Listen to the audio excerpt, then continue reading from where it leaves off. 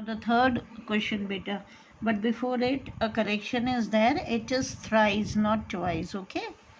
Now the third question. How do you know that it was very old building and no one lived there? The words used by the poet Walter de la Mare suggest that it was a very old building and no one lived there. Now those words are turret, leaf-ringed, silence, empty halls, phantom listeners, echoing, and still house.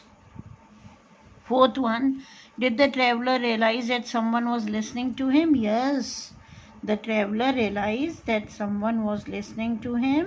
He feels within his heart the stillness of the spirits inside the house, listening at the door, stirred and shaken by the insistent knocking. Okay, now think and answer. Only these two sections you will be doing. First one, on one side of the door was the traveler.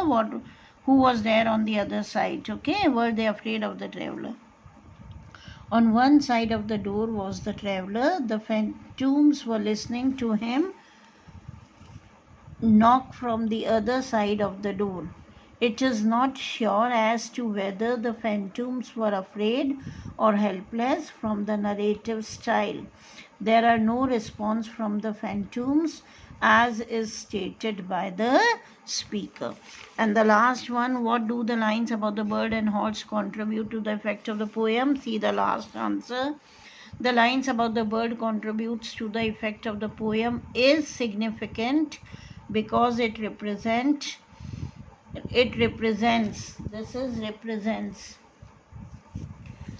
the part of nature which is disturbed when the traveler shatters the silence by knocking loudly at the door.